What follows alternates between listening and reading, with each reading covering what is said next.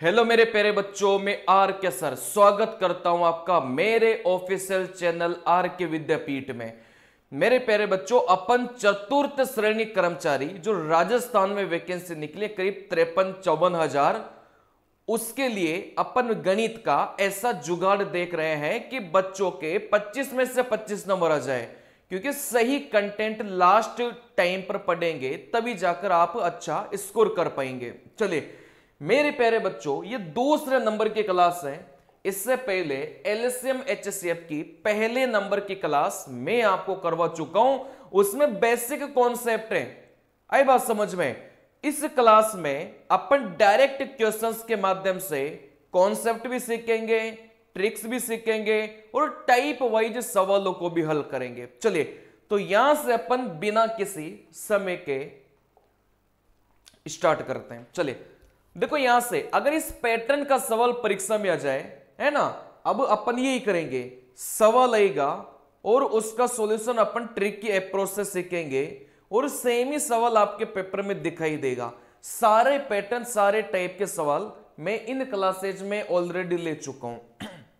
चलिए, जैसे इस पैटर्न का सवाल आ जाए, भाई ऐसा कोई संख्या और ऐसी कोई संख्या, फिर एलसीएम भी पूछा जा सकता है और यहां से मौसप भी पूछा जा सकता है। तो यहां से मेरे प्यारे बच्चों, मैं आपको यहां से बता देता हूं कि इस पैटर्न के सवालों को बनाना कैसे है। चलिए, कौन सा पैटर्न की बात कर रहा हूं? 2 की पावर में 5, 3 की पावर में 4, 7 की पावर में 2। जैसे पहली संख्या ये बोला है, दूसरी संख्या आपको बोलेगा, कुछ भी दे देगा, ठीक है ना। चलिए, वैसे ही तीसरी संख्या भी आपको यहां से दिया जा सकता है। वैसे तीसरी संख्या भी आपको यहां से दिया जा सकता है, ठीक है ना। फिर यहां से एलसीएम पूछेगा और यहां से मसप पूछेगा। देखो यहां से आपको कैसे सवालों को हल करना है। जैसे इसी सवाल में एलसीएम पूछे, अगर इसी सवाल में आपसे एलसीएम पूछा जाए तो आपको उत्तर निकालना कैसे है। पहली बात तो आप ध्यान ये रखेंगे, सभी संख्या को सिर्फ एक बार उतार लो। मेरे प्यारे बच्चों, सभी संख्याओं को आप क्या करेंगे, बस एक बार उतार लेंगे। कोई भी संख्या अगर 2 बार आ रही हो तो फिर आप उसको 2 बार नहीं उतारेंगे, उसको एक बार उतारेंगे, ठीक है ना। सभी नीचे वाली संख्याओं को कर लो यहां पर, ठीक है ना। सभी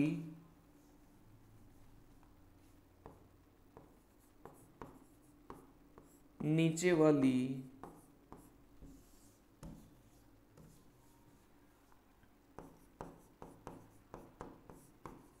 संख्या को एक बार उतार लो। चलिए, नीचे वाली संख्या, भाई 2 संख्या है ना, एक संख्या तो ऊपर है, इसको अपन बोलेंगे पावर, और एक संख्या यहां पर नीचे है, इसको अपन बोल देंगे भाई नीचे वाली संख्या, ठीक है ना।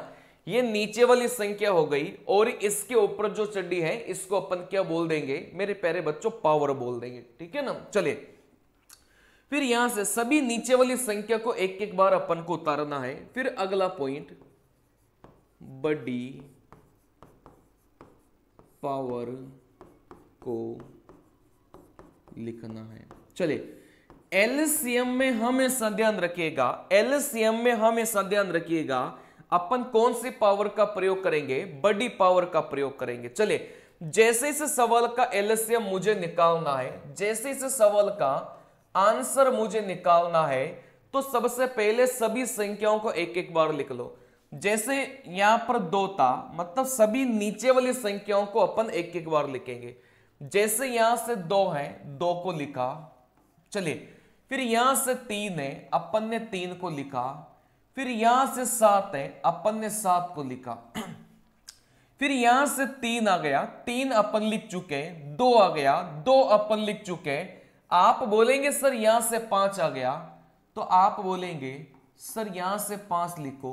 चले, फिर यहां से बोलेंगे सर 7 आ गया, 7 लिख चुके हैं। 5 आ गया, 5 लिख चुके हैं। 3 आ गया, 3 लिख चुके हैं सर। यहां से जो 11 है इसको अभी तक अपन ने यहां से नहीं लिखा, ठीक है ना। चलिए फिर इस संख्याओं को एक एक बार उतारने के बाद अपन क्या करेंगे बेटा, बड़ी पावर का प्रयोग करेंगे। बड़ी पावर का मतलब क्या हो गया भाई, इस 2 की सबसे बड़ी पावर पूरे सवाल में कौन सी दिखाई दे रही थी, तो आप ढूंढेंगे, आप बोलेंगे सर 2 की सबसे बड़ी पावर, चाहे यहां पर देखो चाहे यहां पर देखो, आप बोलेंगे सर यहां से 5 है, ठीक है ना। वैसे 3 की बड़ी पावर, पूरे सवाल में 3 की बड़ी पावर, सर 3 की बड़ी पावर 4 मतलब 4 है, ठीक है ना। वैसे 7 की बड़ी पावर, आप बोलेंगे सर 7 की सबसे बड़ी पावर तो यहां से 2 ही है, तो यहां से अपन ने 2 लिखा।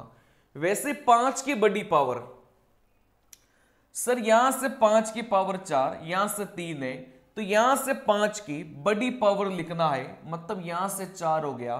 वैसे 11 की बड़ी पावर, आप बोलेंगे सर यहां से 11 की जो सबसे बड़ी पावर है वो यहां से 2 है, ठीक है ना। चलिए तो यहां से इस पैटर्न के सवालों का एलसीएम कैसे निकालना है ये मैंने आपको सिखा दिया। चलिए अब इसी पैटर्न के सवालों का अगर मसप आपको निकालना है तो देखो कैसे निकालेंगे। अब देखो एक ही सवाल को बार बार रिपीट करने से वीडियो बड़ा होगा, आई बात समझ में। थोड़ा सा अगर समझ में नहीं है ना तो पीछे जाकर देख लेना।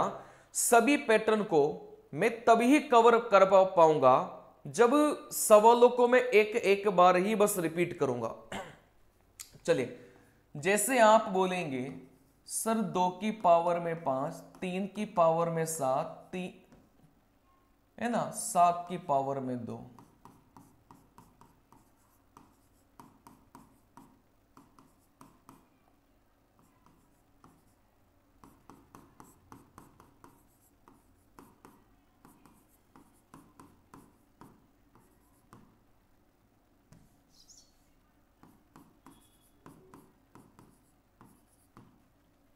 चलिए जैसे ये सवाल है और मुझे निकालना है मसप निकालो, HCF निकालो, ठीक है ना।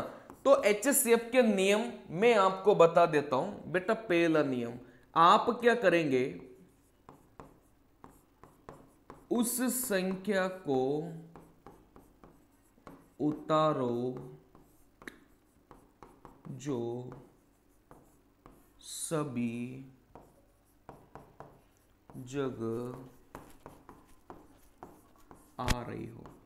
चलिए जब भी मसप आप लोग लिखेंगे उसी संख्या को आपको उतारना है जो सभी जगह आ रही हो, मतलब यहां भी आना चाहिए, यहां भी आना चाहिए, यहां भी आना चाहिए, उसी संख्या को आप लोग उतारेंगे, ठीक है ना। फिर यहां से पावर कौन सी प्रयोग करेंगे, एलसीएम में बड़ी पावर, तो यहां से मसप में आप कौन सी पावर का प्रयोग करेंगे बेटा, छोटी पावर का, ठीक है ना। जैसे यहां से मैं आप लोगों के लिए मेरे प्यारे बच्चों आंसर लिखता हूं। अब आंसर कैसे लिखेंगे, अगर मसप निकालना है उस संख्या को उतारो जो सभी जगह आ रही हो। जैसे यहां से सभी जगह, क्या ये जो 2 था वो सभी जगह आ रहा है क्या, आप बोलेंगे सर 2 इसमें नहीं आ रहा, इसमें नहीं आ रहा, मतलब उसी संख्या को उतारना है जो सभी जगह आ रहा हो। फिर यहां से ये जो 3 है सभी जगह आ रहा है क्या, 3 3 या 3 या, आप बोलेंगे सर 3 सभी जगह आ रहा था तो 3 को अपन ने उतार लिया। चलिए फिर यहां से ये जो 7 है क्या ये सभी जगह आ रहा है क्या, आप बोलेंगे सर ये जो 7 है वो यहां पर आया, यहां पर आया, लेकिन यहां पर नहीं है, मतलब सभी जगह नहीं है, तो यहां से बस 3 ही उतरेगा, ठीक है ना। चले फिर यहां से पावर कौन से प्रयोग करेंगे बेटा, छोटी वाली। 3 की पूरे सवाल में सबसे छोटी पावर कौन सी है, आप बोलेंगे सर पूरे सवाल में इस 3 की सबसे छोटी पावर 2 है, तो 3 की पावर 2, आप बोलेंगे 9। सर इस सवाल का जो मसप है वो कितना हो गया बेटा, यहां से 9 निकल गया। आई बात समझ में, ठीक है ना। चलिए अब यहां से दोनों के लिए आप कौन सी बात ध्यान रखेंगे, ये जो बात मैं लिख रहा हूं, चाहे एलसीएम निकालना हो चाहे आपको मसप निकालना हो, ये दोनों के लिए वेरी इंपॉर्टेंट बात है। आजकल सवाल में बस बच्चों को यही गुमराह किया जा रहा है जो मैं अब लिखवा रहा हूं, ठीक है ना। नीचे वाली संख्या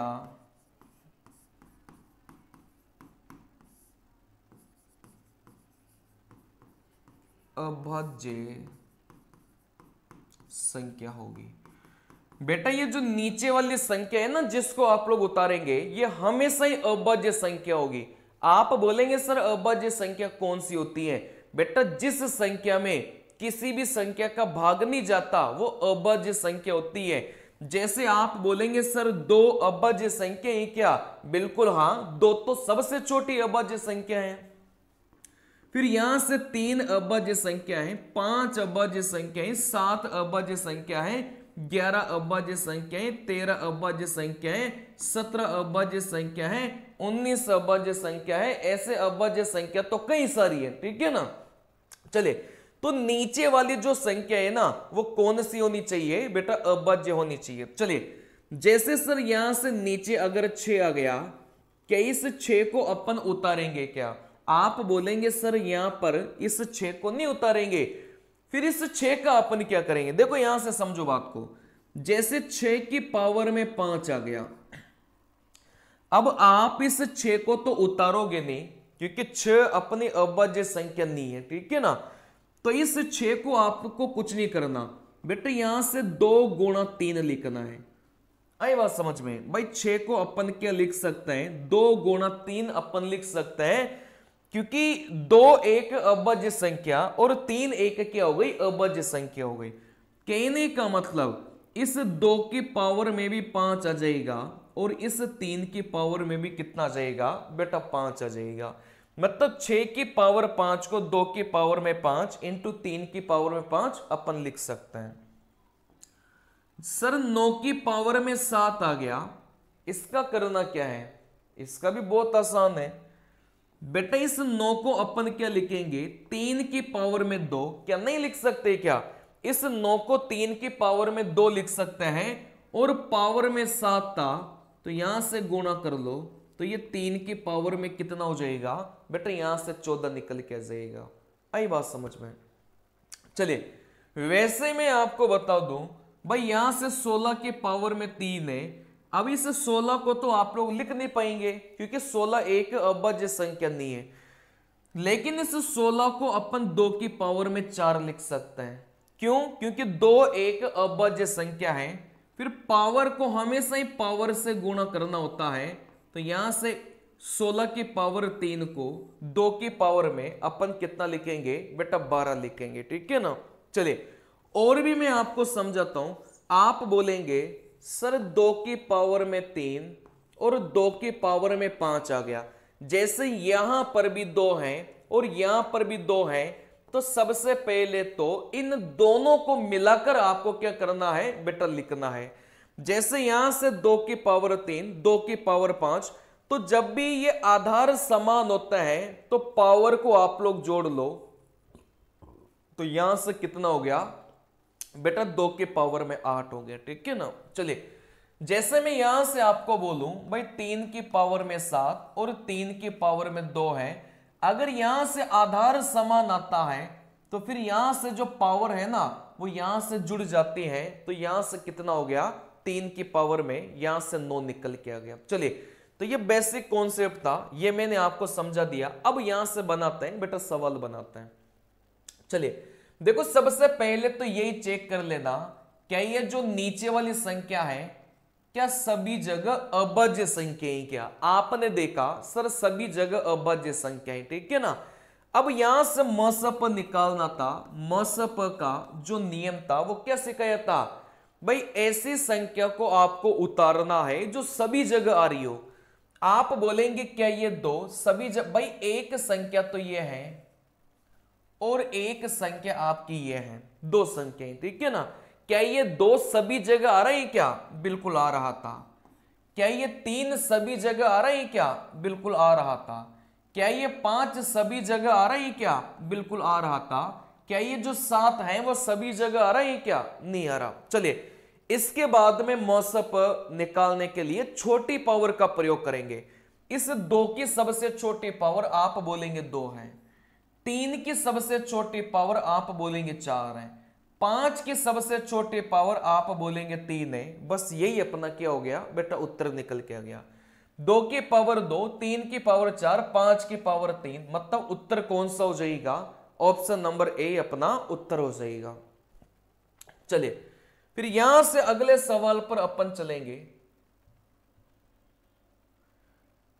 यहां से अगले सवाल पर अपन चलेंगे। आप बोलेंगे सर यहां से बेटा पहली संख्या तो अपने पास में ये है, ठीक है ना, मतलब यहां से 2 इंटू 3 की पावर 2 इंटू 5 की पावर 2 पहली संख्या ये है।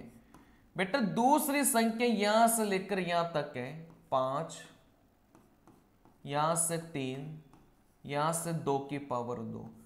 वैसे ही तीसरी संख्या यहां से लेकर यहां तक है 5 की पावर 2 गुणा 3 2 की पावर 2, ठीक है ना। अब जिस संख्या की पावर में कुछ नहीं होता ना, उस संख्या की पावर में हमेशा कितना होता है बेटा? 1 होता है। चले फिर यहां से सवाल में मौसप पूछा गया था, HCF पूछा गया था, तो कैसे निकालेंगे? उस संख्या को उतारो, पहले तो चेक कर लेना क्या नीचे वाली संख्या सभी जगह अभाज्य संख्या ही क्या? आप बोलेंगे सर नीचे वाली संख्या सभी जगह अभाज्य संख्या है। फिर यहां से उस संख्या को उतारना है जो सभी जगह आ रही हो। आप बोलेंगे 2 सभी जगह आ रहा है क्या? 2 देखो 2 और 2 सभी जगह आ रहा था।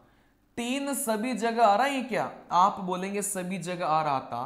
क्या ये जो 5 है वो सभी जगह आ रहा है क्या?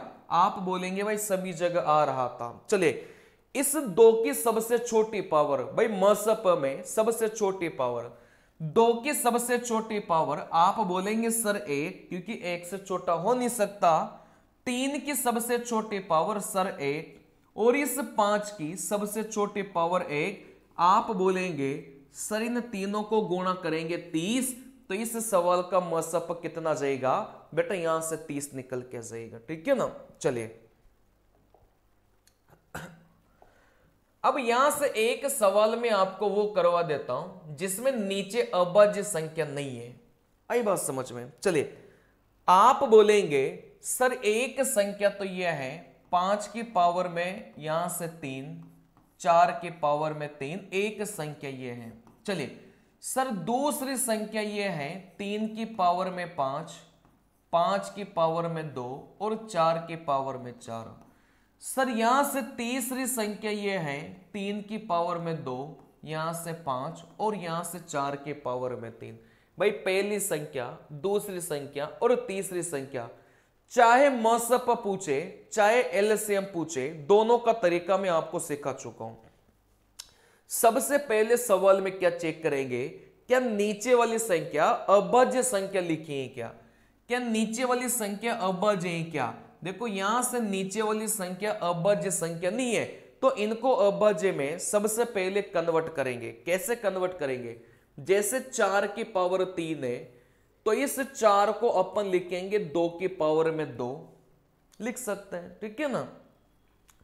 फिर यहां से पावर को हमेशा ही पावर से गुणा करना है, तो यहां से 2 की पावर में बेटा 6 निकल के आ गया, तो मैं डायरेक्ट लिख रहा हूं इस 4 की पावर 3 को। देखो इधर मैंने कन्वर्ट करके बता दिया बेटा 2 की पावर में 6, मैं इधर डायरेक्ट लिख रहा हूं अभाज्य संख्या अभाज्य संख्या, लेकिन फिर से अभाज्य संख्या नहीं मिली, तो आप बोलेंगे सर ये जो 4 की पावर 4 है इसको क्या लिखेंगे?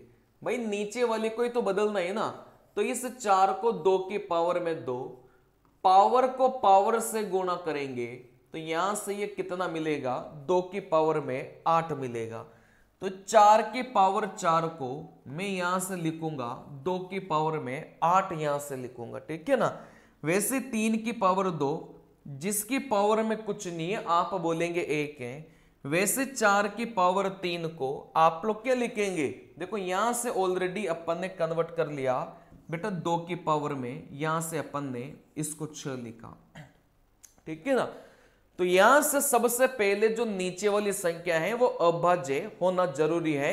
अगर अभाज्य नहीं है तो फिर करना क्या है ये मैं आपको सिखा चुका हूं। चलिए, सवाल में चाहे मसप पूछे चाहे एलसीएम पूछे, करने का तरीका मैंने आपको सिखा दिया। मसप में क्या करेंगे, उस संख्या को उतारेंगे जो सभी जगह आ रही हो। देखो 5 आपका सभी जगह आ रहा था, 2 आपका सभी जगह आ रहा था, ठीक है ना। अब छोटी पावर, 5 की सबसे छोटी पावर, आप बोलेंगे सर 5 की सबसे छोटी पावर 1 है, वैसे 2 की सबसे छोटी पावर आप बोलेंगे सर 2 की सबसे छोटी पावर यहां पर 6 है, 8 है और यहां पर 6 है, तो 2 की सबसे छोटी पावर आप बोलेंगे सर यहां से कितनी है बेटा, यहां से 6 है। चलिए कितना हो जाएगा 5, 2 की पावर में 6, आप बोलेंगे सर 2 को कितनी बार गुणा करना है बेटा, 6 बार यहां से गुणा करना है, ठीक है ना। तो यहां से 8, यहां से 8, 8 को 8 से गुणा किया, आप बोलेंगे सर यहां से 64, तो यहां से कितना हो जाएगा, आप बोलेंगे सर यहां से 320। तो इस सवाल का करेक्ट उत्तर कितना जाएगा, 320 निकल के जाएगा। आई बात समझ में।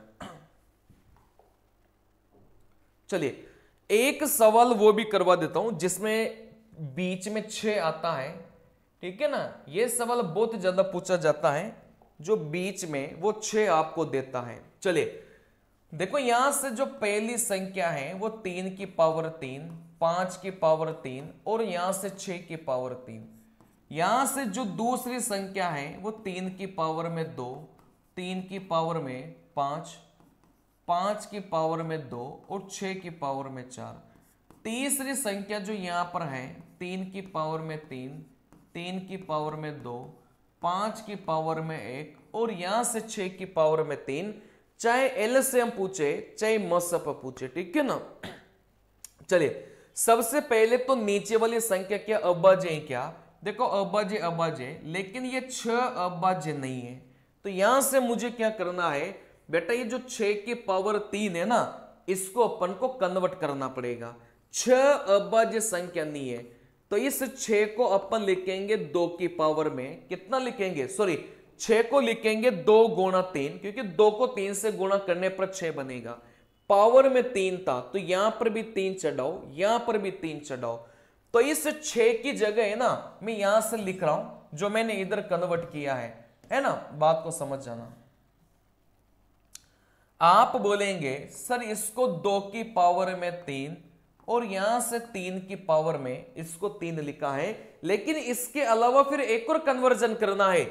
जैसे मैंने आपको बताया भाई यहां से 3 की पावर 3 है, यहां से भी 3 की पावर 3 है। मैंने आपको क्या सिखाया था, जैसे 3 की पावर 3 और 3 की पावर 2 है, अगर ये आधार आपका समान है तो दोनों को मिलाकर आप लोग क्या करेंगे बेटा, पावर को जोड़ लेंगे।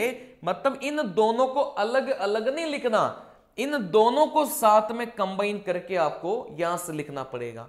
वैसे 3 की पावर 3, 3 की पावर 3, तो 3 की पावर में 3 प्लस 3 कितना हो जाएगा बेटा, 6 हो जाएगा।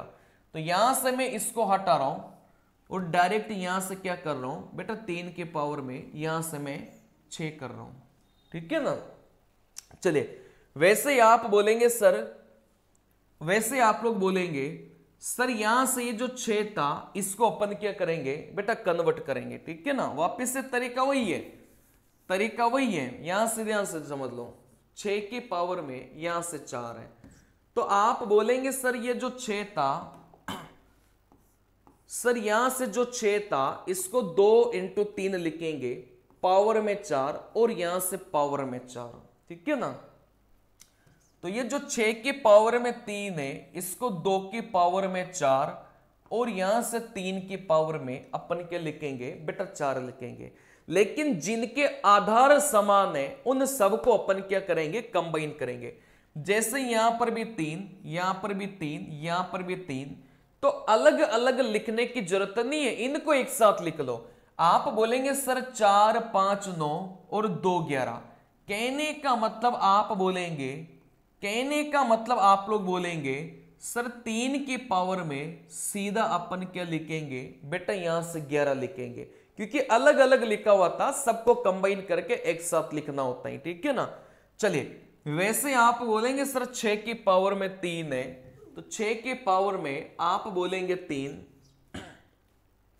तो यहां से 2 3, चले तो इस 6 की पावर में 3 को अपन क्या लिखेंगे 2 इंटू 3, भाई 6 को 2 इंटू 3 लिखा और पावर में 3 3 था, ठीक है ना। चलिए अब जो जिसका भी आधार समान हो, नीचे वाली संख्या समान हो, तो आपको उन सबको एक साथ लिखना है। जैसे यहां पर भी 3, यहां पर भी 3, यहां पर भी 3, तो पावर को जोड़ के लिख दो। 3 2 5 और 3 कितना हो जाएगा बेटा, यहां से 8 निकल के आ जाएगा। तो आप बोलेंगे सर यहां से 3 की पावर में अपन कितना लिख लेंगे बेटा, यहां से 8 लिख लेंगे। आई बात समझ में, ठीक है ना। चलिए अब यहां से जैसा सवाल अपन को चाहिए था ना, वैसा सवाल अपना बन चुका है। अब इस सवाल में चाहे मसप पूछे चाहे एलसीएम पूछे, क्या ही फर्क पड़ता है बेटा। मसप में क्या सिखाया था, उसी संख्या को उतारना है जो सभी जगह प्रेजेंट हो। 3 क्या सभी जगह प्रेजेंट है क्या, बिल्कुल प्रेजेंट है। 5 क्या सभी जगह प्रेजेंट है क्या, बिल्कुल प्रेजेंट है। 2 क्या सभी जगह प्रेजेंट है क्या, आप बोलेंगे बिल्कुल प्रेजेंट है, ठीक है ना। चलिए फिर यहां से मसप में अपन सबसे छोटी पावर 3 की सबसे छोटी पावर आप बोलेंगे सर 3 की सबसे छोटी पावर 6 है, आप बोलेंगे 5 की सबसे छोटी पावर आप बोलेंगे 1 है। इस 2 की सबसे छोटी पावर आप बोलेंगे यहां से 3 है, ठीक है ना। चलिए अब यहां से इसको हल करके आप बोलेंगे सर इसको हल करके लिख रखा है, तो अपन भी हल कर लो, ठीक है ना। 3 की पावर में 3, आप लोग इसको करो। 2 की पावर में 3 8 और यहां से 5। चलिए 3 की पावर में 6 कितना होगा, देखो 3 की पावर में 6 मतलब 3 को 6 बार गुणा किया 9 9 9। अच्छा 9 को 3 बार गुणा करते हैं ना तो 729 आता है, क्योंकि 9 की पावर में 3 729 होता है। तो 3 की पावर में 6 729 हो जाएगा। 8 इंटू 5 आप बोलेंगे सर कितना हो जाएगा बेटा, 40 हो जाएगा। बस यहां से कर लो भाई, जीरो तो आएगा ही आएगा लास्ट में। 4 नाम 36, सर लास्ट में 60 किसी ऑप्शन में है क्या, आप बोलेंगे सर 2 ऑप्शन में था, ठीक है ना। चलिए तो यहां से 4 नाम 36, 3 हासिल के 4 दूनी 8 और 3 कितना हो जाएगा 11। सर लास्ट में 160 किसी ऑप्शन में ही क्या, बिल्कुल इस ऑप्शन में था, तो पूरा गुणा करने की भले ही जरूरत नहीं है, ठीक है ना। चलिए तो इस प्रकार आपको क्या करना है बेटा, ऐसे सवाल को बनाना है, और ये मोस्ट इंपोर्टेंट सवाल है। मतलब इस पैटर्न का अगर सवाल परीक्षा में पूछा जाता है तो इस वाले के देने के बहुत ज्यादा चांसेस होते हैं, ठीक है ना। चलिए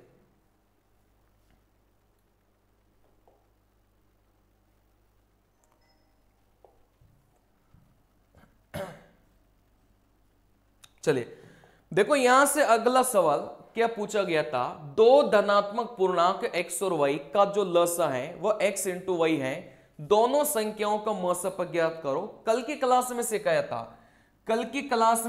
था कि अगर एलसीएम किसी भी संख्या का गुणनफल अपन को देके रखा है तो हमेशा मसप कितना होगा बेटा, 1 निकल के आएगा। कल की क्लास में सिखाया था। देखो यहां से जो एलसीएम है ना, यहां से जो एलसीएम है x गुणा वाई, तो x गुणा वाई अपन को क्या देके रखा है बेटा, गुणनफल देके रखा है। जब एलसीएम गुणनफल के बराबर होता है ना तो मसप हमेशा ही कितना होता है बेटा, यहां से 1 होता है। और ये कल वाली क्लास में मैंने आपको बात समझाई थी, इसको याद कर लेना। एलसीएम अगर गुणनफल के बराबर दे के रखा है तो हमेशा एचसीएफ कितना होता है बेटा, 1 होता है, ठीक है ना। चलिए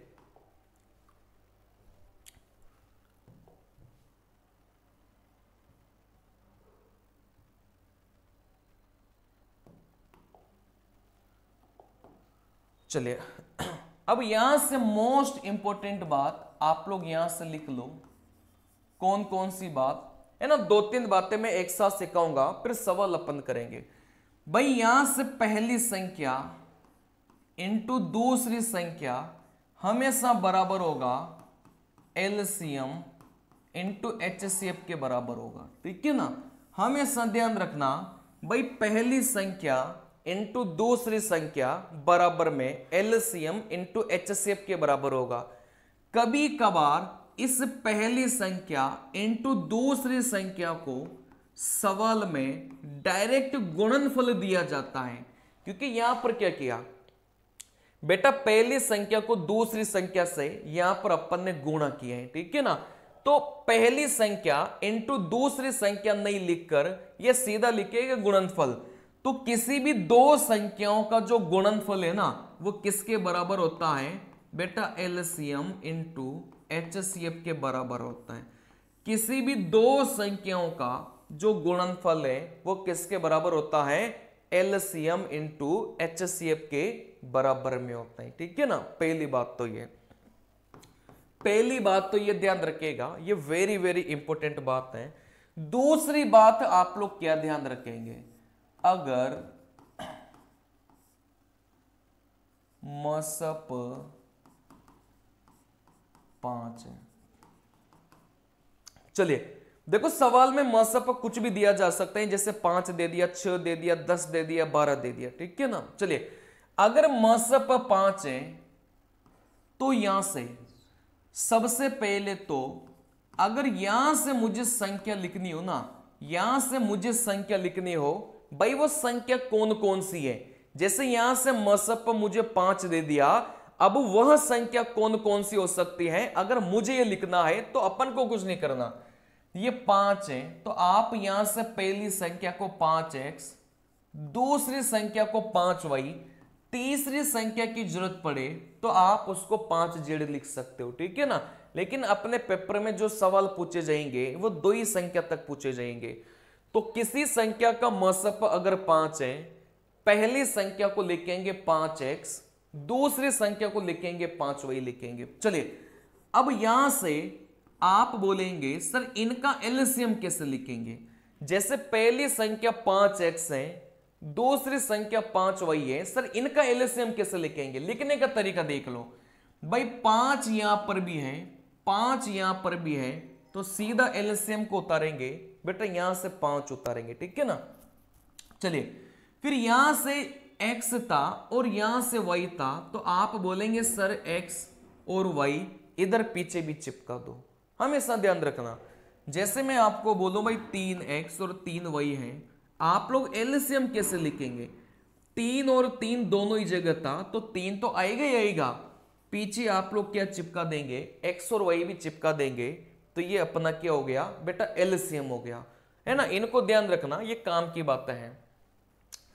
तीसरी बात, अगर मैं यहां से संख्याओं का योग लिखना चाहता हूं, संख्या का योग, संख्या का योग अगर मैं लिखना चाहता हूं तो आप लोग कैसे लिखेंगे भाई, पहली संख्या 5x प्लस में दूसरी संख्या 5y, तो संख्याओं का जो योग है वो क्या जाएगा 5x प्लस में 5y। चलिए अगर मैं यहां से आपको बोलूं भाई संख्या का गुणा, संख्याओं का गुणा क्या होगा भाई, पहली संख्या 5x है, दूसरी संख्या 5y है, तो 5x को 5y से गुणा करेंगे तो 5 इंटू 5 तो 25, पीछे अपना क्या लगा हुआ है बेटा, xy लगा हुआ है। आई बात समझ में। इन चीजों का प्रयोग अभी होना है तो आप लोग इनको थोड़ा सा ध्यान रखिएगा, ठीक है ना। जैसे सवाल में अपन को मसप कितना दे दिया बेटा, 3 दे दिया, तो पहली संख्या 3x हो जाएगी और दूसरी संख्या कितनी हो जाएगी बेटा, 3y हो जाएगी। अच्छा एलसीएम क्या हो जाएगा सर, 3xy इनका एलसीएम हो जाएगा।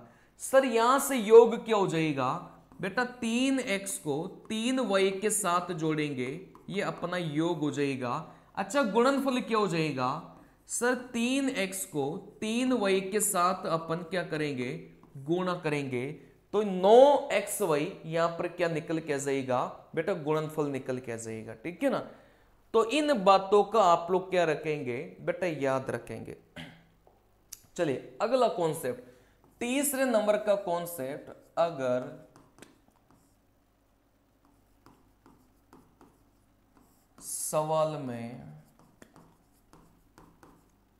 अनुपात दिया हो। चलिए अगर सवाल में अनुपात दिया हो तो फिर आपको क्या करना है, तो अनुपात के पीछे हमेशा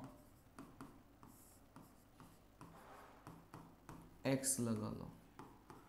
चलिए हमेशा ध्यान रखना मेरे प्यारे बच्चों, हमेशा ध्यान रखना, अगर एलसीएम एचसीएफ वाले सवाल में आपको अनुपात दे के रखा हो, हमेशा उनके पीछे x लगा लो, नहीं तो सवाल गलत हो जाएगा। जैसे यहां से आपको बोला है भाई दो संख्याओं का जो अनुपात है वो 3:2 है, तो यहां से आप पहली संख्या को लिखेंगे 3x और दूसरी संख्या को कितना लिखेंगे बेटा, 2x अपन लिखेंगे। ठीक है ना। दोनों ही संख्या के पीछे अपन क्या लगा लेंगे, x लगाएंगे। ऐसा नहीं है कि इसके पीछे x लगाया इसके पीछे y लगाया, ऐसा नहीं है। ठीक है ना। वो x और y अपन कब लगाएंगे, जब अपन को मसप देगा तब अपन को लगाना है। लेकिन यहां से अनुपात अपन को दे के रखा है, तो दोनों ही संख्या के पीछे अपन क्या लगाएंगे बेटा, x लगाएंगे। जैसे यहां से 5:4 दे दिया तो 5x और यहां से 4x अपनी क्या हो जाएगी बेटा, यहां से संख्या निकल के आ जाएगी। अब यहां से बात को समझना, आप यहां से एलसीएम कैसे निकालेंगे भाई, जैसे 3:2 दे दिया तो अपन ने यहां से क्या लिख लिया, दोनों के पीछे x लगा लिया। पहली संख्या 3x और दूसरी संख्या कितनी हो जाएगी, 2x हो जाएगी। अब यहां से एलसीएम कैसे लिखेंगे, देखो यहां से एलसीएम लिखते समय आपको कुछ नहीं करना भाई, दो अनुपात वाले में तो है ना, दो अनुपात वाले सवालों में तो आप 3 और 2 की गुणा करना, तो यहां से कितना निकल जाएगा बेटा, 6 निकल जाएगा। कहने का मतलब 3 और 2 का एलसीएम अपन को लेना था, जो कि कितना ले लिया बेटा, 6 ले लिया। दो अनुपात के केस में तो सीधा संख्या को संख्या से गुणा करना 6, दोनों ही जगह पीछे x था, तो यहां पर भी आप लोग क्या लगा लेंगे बेटा, x लगा लेंगे। ठीक है ना। चलिए हमेशा ध्यान रखना, चाहे अनुपात 2 हो चाहे अनुपात 3 हो, अगर यहां से मसप आपसे पूछा जाए तो मसप देखो कितना होगा, हमेशा ही आपका x होगा। सवाल में अगर मसप आपसे पूछा जाए तो हमेशा फिर किसका मान निकालना है बेटा, x का मान निकालना है। चलिए यहां से जैसे सवाल में आपको बोल दिया बेटा योग निकालो, तो 3x और 2x दोनों को अपन जोड़ेंगे, सर यहां से कितना हो जाएगा बेटा, 5x हो जाएगा। आई बात समझ में, ठीक है ना। चलिए जैसे मैं आपको यह सिखाना चाह रहा हूं भाई, अनुपात 5:4 है, तो इसको 5x लिखा और इसको 4x लिखा, यहां से एलसीएम कितना हो जाएगा, दो अनुपात के केस में इन दोनों की गुणा कर लो 20, पीछे x है तो यहां से 20x हो जाएगा। सर एचसीएफ क्या होगा, हमेशा अनुपात के केस में जो मसप होता है वो x ही होता है। ठीक है ना। चलिए सर यहां से 3 अनुपात आ जाए, फिर यहां से क्या करेंगे, जैसे 2:3:4 आ जाए, मतलब यहां से मुझे जो संख्या है ना वो 2:3:4 देख के रखा है। सबसे पहले तो 2x लिखा, 3x लिखा, 4x लिखा। ठीक है ना। अनुपात में जब भी सवाल आता है सबके पीछे अपन क्या लगाएंगे बेटा, x लगाएंगे। अच्छा यहां से एलसीएम क्या होगा, अब यहां से अपन गुणा नहीं करेंगे, यहां से अपन एलसीएम देखेंगे बेटा। 2, 3 और 4 का एलसीएम कितना हो जाएगा बेटा, यहां से 12 हो जाएगा, क्योंकि ऐसी छोटी से छोटी संख्या 12 है जिसमें 2, 3 और 4 सभी का भाग जा रहा था। पीछे यहां पर क्या लगा देंगे, अपन x लगा देंगे। सर यहां से जो मसप है वो अभी भी क्या रहेगा, यहां से मसप अभी भी x रहेगा। आई बात समझ में। चलिए अब यहां से अपन सवालों को बनाते हैं, सवाल सीखेंगे, करेंगे, सेम पैटर्न के सवाल परीक्षा में रिपीट करेंगे, ठीक है ना। चलिए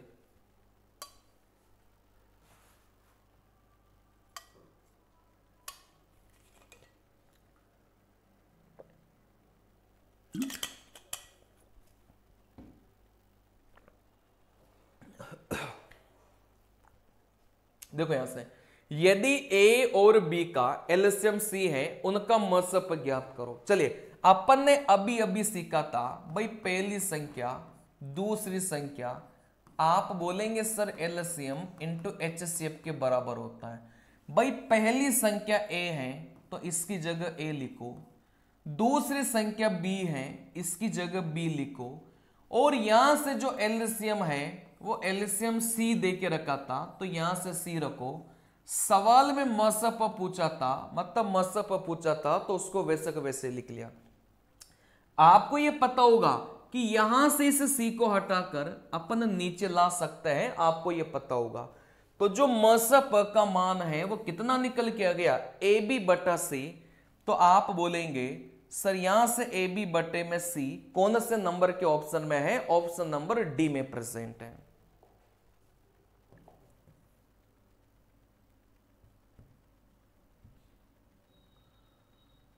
चलिए जैसे यहां से सवाल है, ये वेरी वेरी इंपॉर्टेंट सवाल है, आपके पेपर में पूछे जाने वाला सवाल है, ठीक है ना। चलिए सवाल में अपन को देखो क्या देख के रखा है, बात को समझिएगा।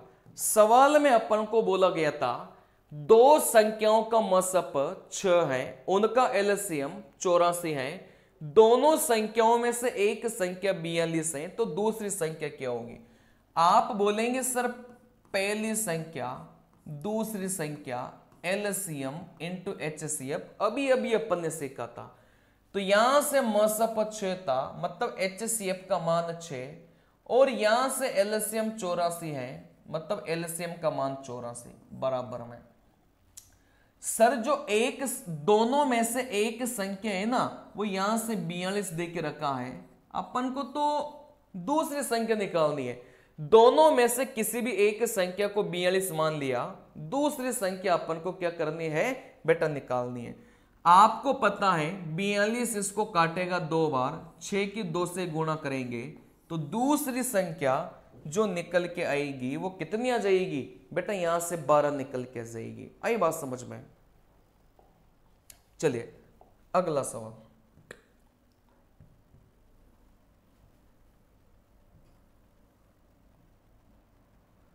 चलिए देखो अगले सवाल में क्या बोला गया था, यदि दो संख्याओं का लघुत्तम समापवर्तक और महत्तम समापवर्तक 70 और 7 हैं, यदि उनमें से एक संख्या 35 है, दूसरी संख्या क्या होगी।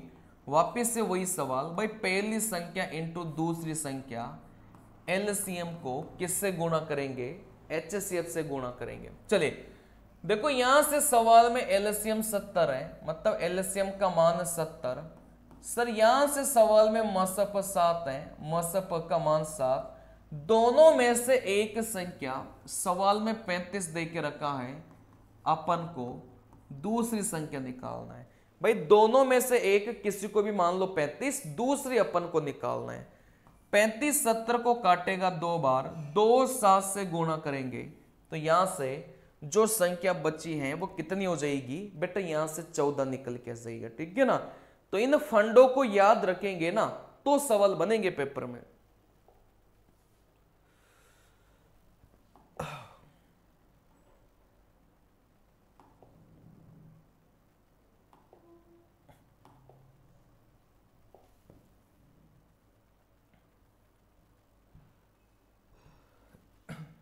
चलिए जैसे सवाल, अगला सवाल क्या है बात को समझिएगा। अगला सवाल अपना क्या है बेटा, 3 4 5। अब यहां से अनुपात आ गया, जैसे यहां से अनुपात आए आप बोलेंगे सर पहली संख्या 3x, दूसरी संख्या 4x, तीसरी संख्या 5x। जैसे सवाल में अनुपात आता है तो आप पीछे क्या लगाएंगे बेटा, एक्स एक्स लगाएंगे। जैसे ही अनुपात आता है ना, पीछे आप लोग एक्स एक्स लगाएंगे। चलिए, फिर सवाल में बोला गया था भाई उनका जो एलसीएम है वो यहां से 2400 अपन को दे के रखा है, इनका जो एलसीएम है वो यहां से अपन को 2400 दे के रखा है। अपन को क्या करना है बेटा, मसप निकालना है। तो मैंने आपको क्या सिखाया था कि अनुपात वाले सवालों में जब भी मसप के बारे में जिक्र किया जाए, मतलब अपन को किसका मान निकालना है बेटा, एक्स का मान अपन को निकालना है, ठीक है ना।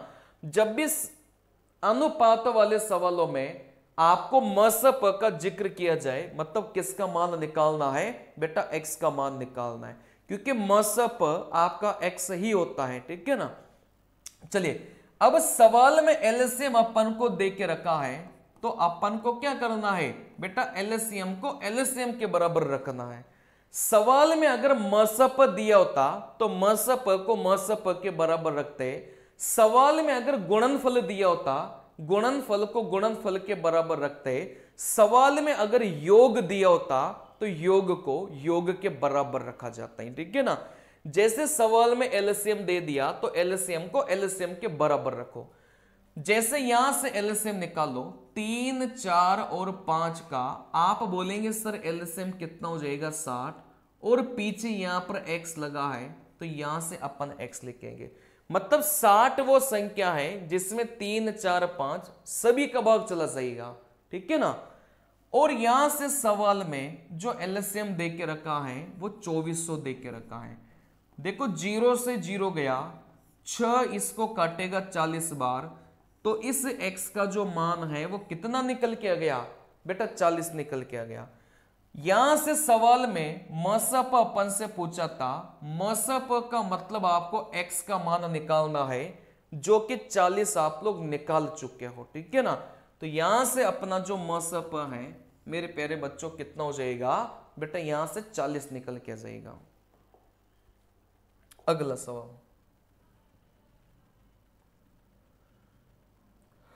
देखो यहां से अगला सवाल, दो संख्याओं का लघुत्तम समापवर्त्य।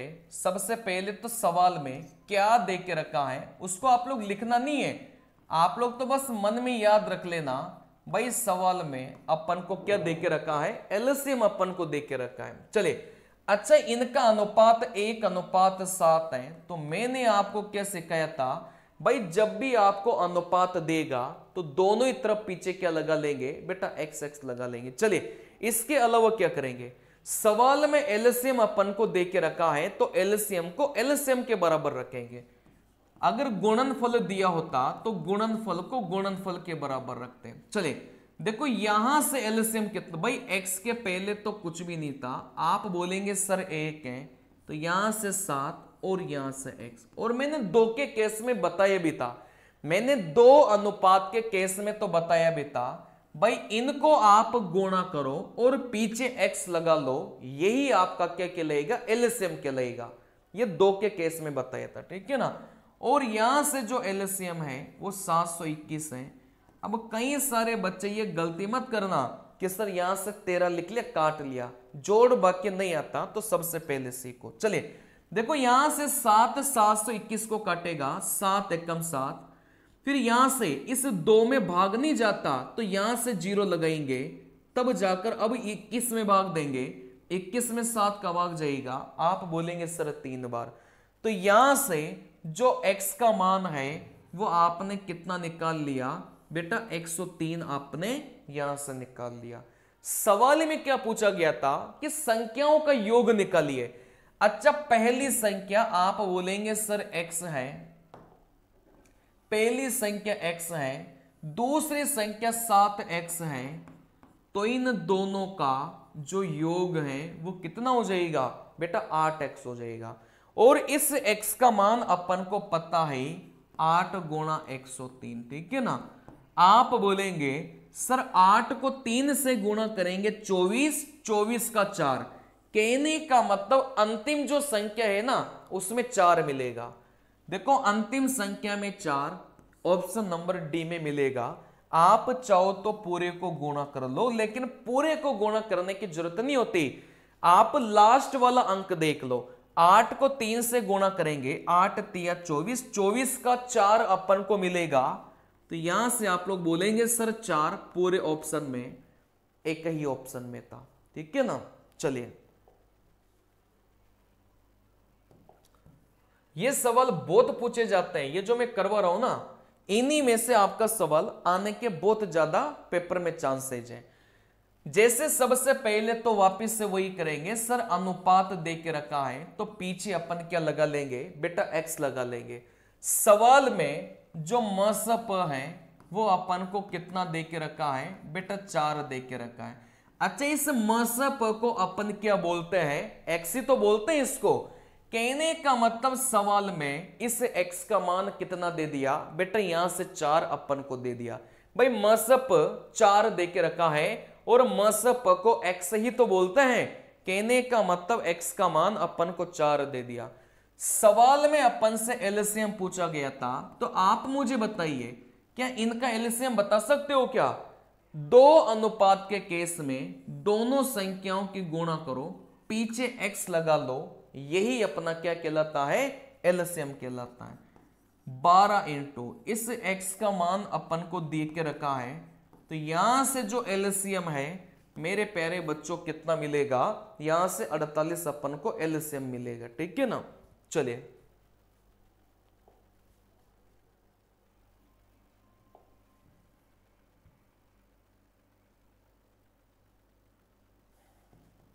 इसको आपका होमवर्क है, इस सवाल को आप लोग बनाइएगा। चलिए, अब ये वाला जो सवाल है ये भी वेरी वेरी इंपॉर्टेंट सवाल है, ये मोस्ट इंपॉर्टेंट सवाल है, बात को समझना। चलिए, मैं यहां से इसका कॉन्सेप्ट आपको पहले सिखा देता हूं। जैसे अपन बोलते हैं कि सर मसप, जैसे अपन को 5 दे दिया, फिर पहली संख्या को 5x लिखेंगे, दूसरी संख्या को अपन क्या लिखेंगे बेटा, 5y लिखेंगे। तो हमेशा ये ध्यान रखना कि इस x और y का नाम दिया जाता है बेटा, ये गुणनखंड दिया जाता है। आई बात समझ में? कहने का मतलब ये x और y को भी एक नाम दिया जाता है, इनको गुणनखंड बोला जाता है।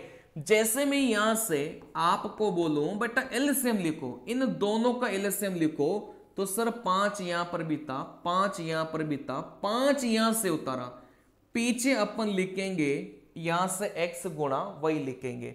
तो ये जो x और y है ये अपने क्या है, गुणनखंड है। जैसे यहां से अपन को गुणनखंड का मान जैसे 11 और यहां से 5 दे दिया, आई बात समझ में? जैसे गुणनखंड का मान 11 और 5 दे दिया, तो दोनों में से किसी को भी x मान लेना, दोनों में से किसी को भी y मान लेना।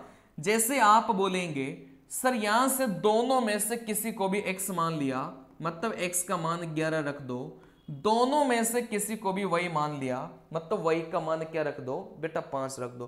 कहने का मतलब गुणनखंड कुछ नहीं होता, ये x और y ही अपने क्या होता है, गुणनखंड होता है। सवाल में क्या बोला गया था, 2 संख्याओं का मसप। आप बोलेंगे सर जो मसप है वो यहां से 19 है, तो पहली संख्या तो 19x होगी और दूसरी संख्या कितनी हो जाएगी बेटा, 19y हो जाएगी, ठीक है ना। चले, फिर यहां से बोला गया था कि इनके जो गुणनखंड है, सवाल में गुणनखंड अपन को दे के रखा है, आप बोलेंगे भाई इनके जो गुणनखंड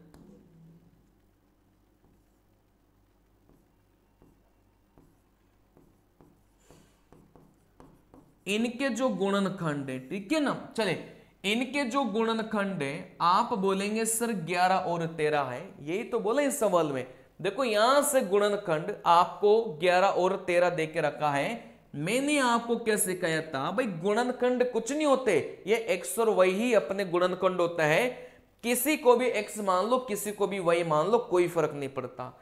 दोनों संख्याओं में से बड़ी संख्या, अब पहली संख्या तो 19x है, दूसरी संख्या 19y है।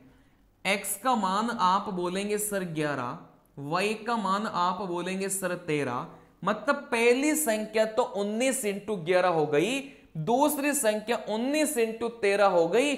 आप मुझे बताओ भाई छोटी संख्या कौन सी होगी?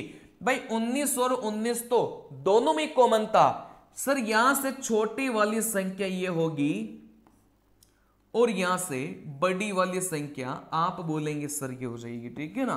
तो यहां से बड़ी वाली संख्या आप बोलेंगे सर 19 इंटू यहां से 13 हो जाएगी। अब सवाल को हल करते समय पूरा गुणा मत करना, 9 इंटू 3 आप इकाई और इकाई की गुणा करेंगे, 9 इंटू 3 27, 27 का 7, मतलब उत्तर वो ऑप्शन होगा जिसमें अंतिम में कितना आ रहा होगा बेटा, यहां से 7 आ रहा होगा। बाकी दोनों को गुणा करेंगे, आप बोलेंगे यहां से कितना मिलेगा, 247 मिलेगा, ठीक है ना। चलिए चलिए अब यहां से अपन सीखेंगे, यहां से अपन पढ़ेंगे घंटी वाले सवाल। चलिए देखो यहां से घंटी वाले सवाल पढ़ेंगे। घंटी वाले सवालों में 2 पैटर्न के सवाल पूछे जाते हैं।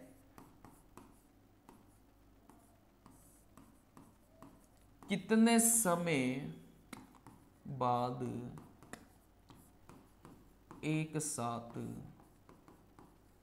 बजेगी? पहला सवाल घंटी वाले में यह पूछा जाता है कितने समय के बाद वो जो घंटियां हैं वो एक साथ बजेगी। चलिए दूसरा सवाल इसमें अपन से पूछा जाता है ना, कितनी बार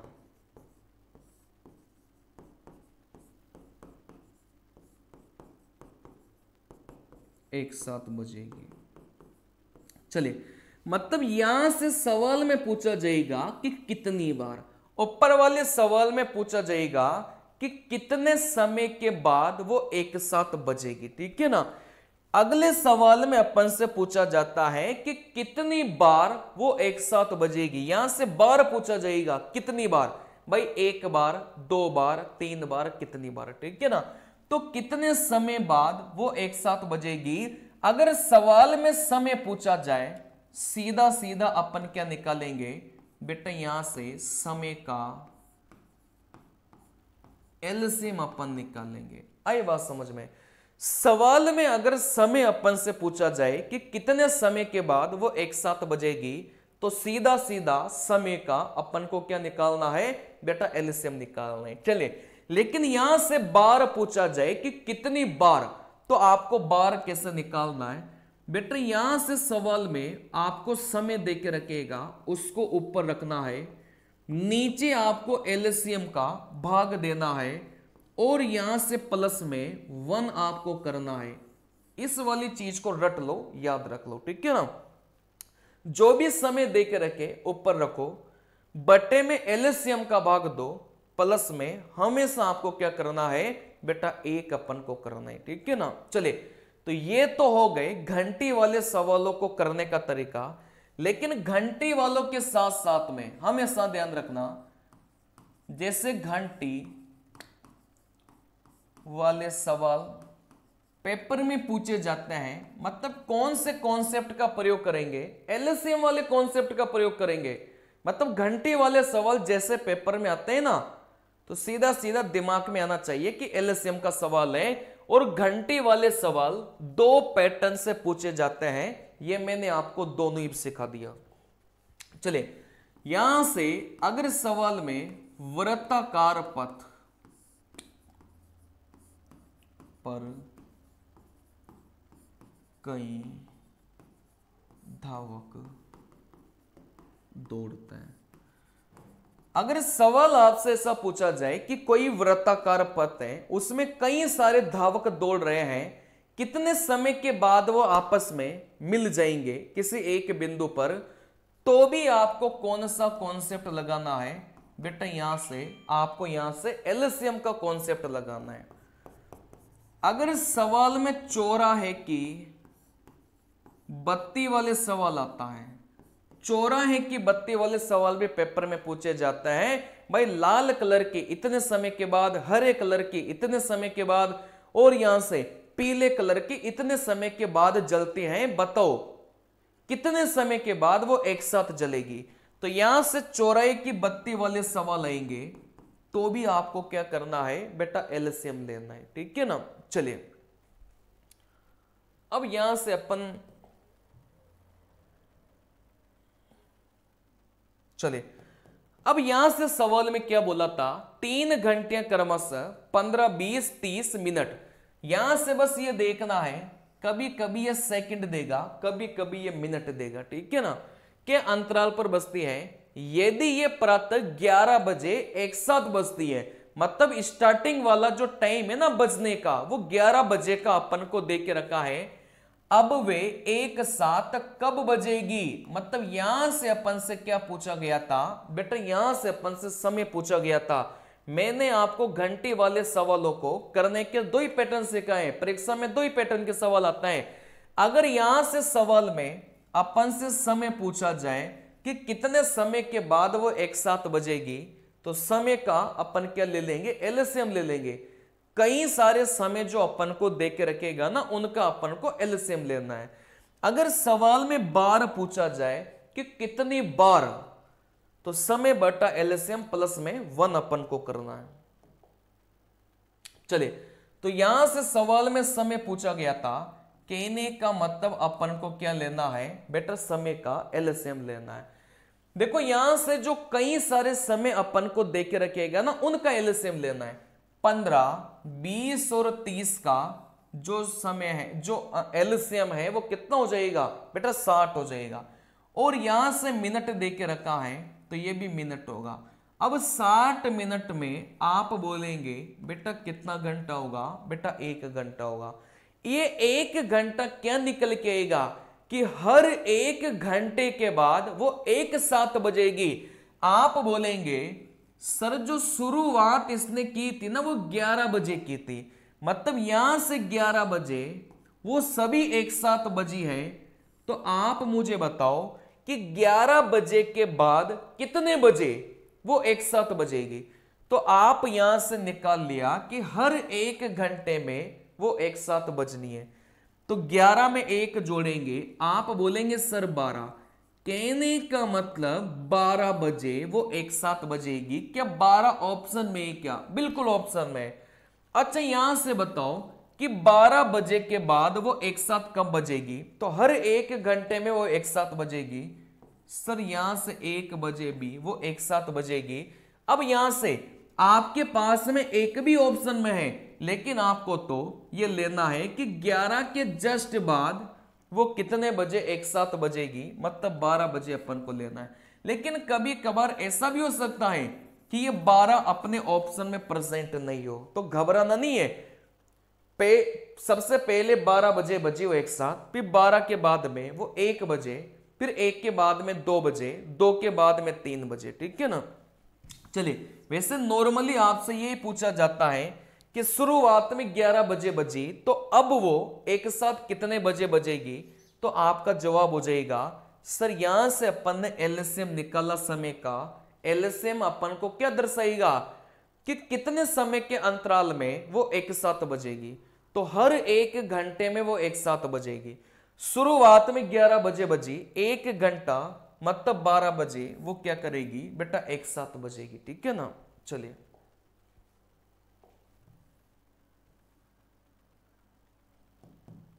बताइए क्या हो जाएगा।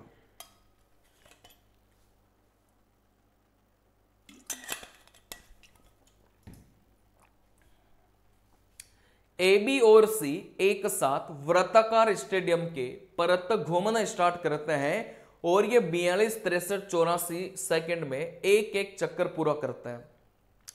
चलना शुरू करने के कितने समय के बाद वो पुनः आरंभ बिंदु पर मिलेंगे। मैंने क्या सिखाया था कि वृत्ताकार पथ वाले सवाल पेपर में जब भी आएगा और समय अपन से पूछा जाए तो अपन को सीधा सीधा क्या निकालना है बेटा, एलसीएम निकालना है, ठीक है ना। तो यहां से 42, यहां से 63 और यहां से 84, इन तीनों का जो एलसीएम है वो यहां से कितना हो जाएगा। अब आप ऑप्शन से भी देख सकते हो, भाई इन तीनों का एलसीएम मुझे निकालना है। आप बोलेंगे सर 63 को अपन नहीं चेक करके अपन 9 से भाजकता के नियम का प्रयोग कर लेते हैं। भाई एलसीएम का मतलब क्या होता है कि यहां पर ये जो संख्या लिखी है ना, इसमें 42 का भी भाग जाना चाहिए, 63 का भी भाग जाना चाहिए और 84 का भी भाग जाना चाहिए। मैंने क्या सिखाया था कल की क्लास में, भाजकता के नियम ही तो सिखाए थे। भाई आप 63 का प्रयोग नहीं करके आप 9 का प्रयोग करो, क्योंकि जो संख्या 63 को डिवाइड करेगी वो संख्या 9 को भी डिवाइड करेगी। अब यहां से 6 5 11 2 13, मतलब इसमें तो 9 का भाग नहीं जा रहा। 4 और 5 9 कट गया, यहां से 2 बचा, सर इसमें भी 9 का भाग नहीं जा रहा। यहां से 2 5 7 1 8, सर इसमें भी 9 का भाग नहीं जा रहा। 5 2 7 9, सर इसमें 9 का भाग जा रहा था। तो यहां से अगर एलसीएम अपन को निकालना हो तो भाजकता के नियम का प्रयोग करो। इन तीनों का एलसीएम निकालोगे ना नियम से तो 252 ही निकल के आएगा, ठीक है ना। चलिए, लेकिन मैंने थोड़ा सा स्मार्ट अप्रोच लगा दिया। सर यहां से एलसीएम क्या होता है भाई, ये जो संख्या है ना इनको तीनों के तीनों ही डिवाइड करेगी। तो आप बोलेंगे सर 63 से डिवाइड करने बैठ गए तो थोड़ा लंबा खिसक जाएगा। आप 63 से डिवाइड मत करो, आप 9 से डिवाइड कर लो, क्योंकि 63 में 9 का भी भाग जाता है इस वजह से, ठीक है ना। चलिए, तो ये तरीके फंडे मैंने कल की क्लास में सिखाया था। कल की क्लास अगर आप लोग देखेंगे ना तो इन फंडों को आप लोग सीख पाएंगे, समझ पाएंगे। चलिए अगला सवाल। 6 घंटियां एक साथ बजनी आरंभ हुई यदि ये घंटियां क्रमशः 2 4 6 8 10 12 सेकंड के अंतराल से बजे तो 30 मिनट में कितनी बार। अब यहां से बार सवाल में पूछ दिया तो मैंने यहां से बार निकालना कैसे सिखाया था भाई। जो भी सवाल में समय दे के रखेगा उसको एलसीएम से गुणा करो और यहां से प्लस का अपन को 1 करना है, ठीक है ना। इस चीज को आप लोग नोट कर लो, इस चीज को आपको ध्यान रखना है। अच्छा, यहां से अपन एलसीएम कौन सा लेंगे बेटा, कई सारे जो समय अपन को देके रखेगा ना उनका एलसीएम। जैसे यहां से जो समय था वो यहां से 2 4 6 8 10 और यहां से 12 है ना। यहां से कई सारे समय अपन को देके रखा है, उनका एलसीएम लेना है बेटा। यहां से एलसीएम आप बोलेंगे सर 2 4 6 और यहां से 12, इनका एलसीएम तो कितना आ गया सर, यहां से 12 निकल के आ गया, ठीक है ना भाई। 2 4 6 और 12 का एलसीएम 12 आ गया। अब यहां से एक तो 8 बचा है और यहां से एक 10 बचा है, मतलब इतनी सारी संख्या को अपन ने कन्वर्ट कर दिया बेटा, 3 संख्या में कन्वर्ट कर दिया। फिर यहां से आप लोग बोलेंगे, यहां से आप लोग बोलेंगे सर यहां से या तो आप ऐसे करके निकाल लो या फिर वैसे ही समझ में आ रहा था कि इन तीनों संख्याओं का एलसीएम कितना होगा बेटा 120 होगा, ठीक है ना। फिर भी कोई बच्चा अगर समझना चाहे तो मैं यहां से समझा देता हूं। देखो यहां से 2 का भाग 6 4 और 5। चलिए, अब यहां से मुझे बताइए क्या ऐसी कोई 2 संख्याएं क्या जो कट रही हो। आप बोलेंगे सर यहां से कट रही थी, 2 से कट रहा था, 3 बार 2 बार। जिस संख्या में भाग नहीं जाता उस संख्या को वैसे का वैसे ही रखना है, ठीक है ना। अब यहां से कोई सी भी ऐसी 2 संख्या नहीं है जो आपस में कट रही हो, बस गुणा कर लो। 2 इंटू 2 4 इंटू 3 कितना हो जाएगा सर 12, इंटू 2 कितना हो जाएगा सर 24, इंटू 5 कितना हो जाएगा सर यहां से 120 हो गया। एलसीएम कैसे भी निकालो कोई फर्क नहीं पड़ता। चलिए, तो आप बोलेंगे सर इन सभी संख्याओं का एलसीएम 120 और यहां से हमें ध्यान रखना भाई ये किस में दे के रखा था। आप बोलेंगे सर ये सेकंड में दे के रखा था।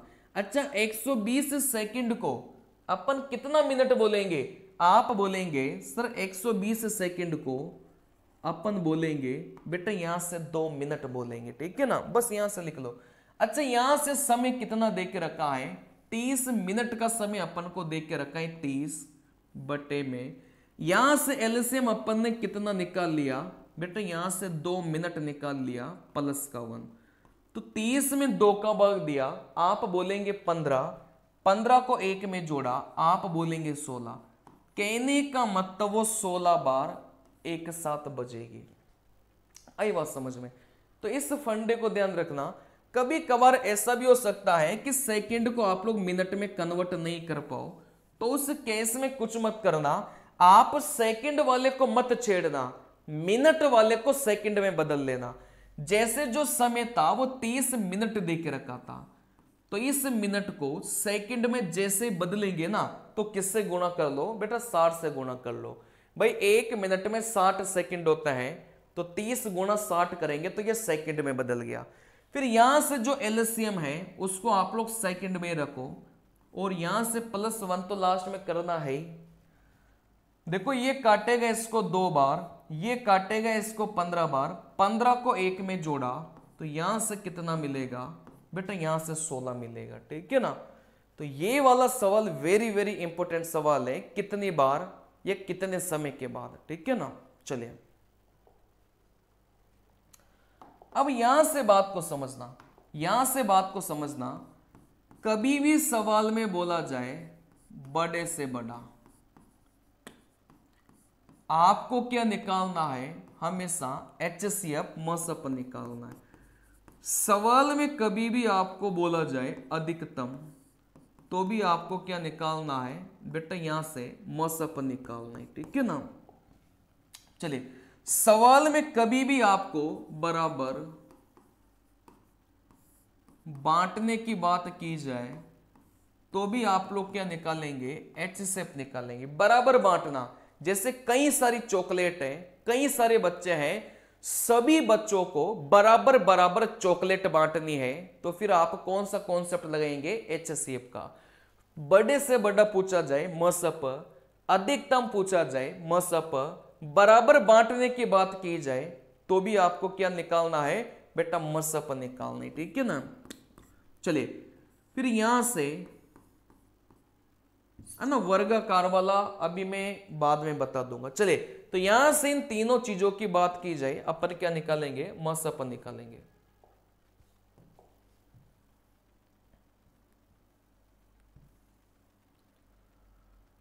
चलिए, जैसे अपना ये सवाल है, जैसे अपना ये सवाल है, आप बोलेंगे 3 कंटेनरों में 72 90 लीटर और 144 लीटर दूध भरा है, उस बड़े से बड़ा। देखो यहां पर एक शब्द आ गया बड़े से बड़ा, वैसे ही आपका दिमाग कहां चलेगा? सर मसप निकालना है। ठीक है ना? चलिए, तो यहां से सीधा का सीधा अपन निकालेंगे बेटा, मसप निकालेंगे।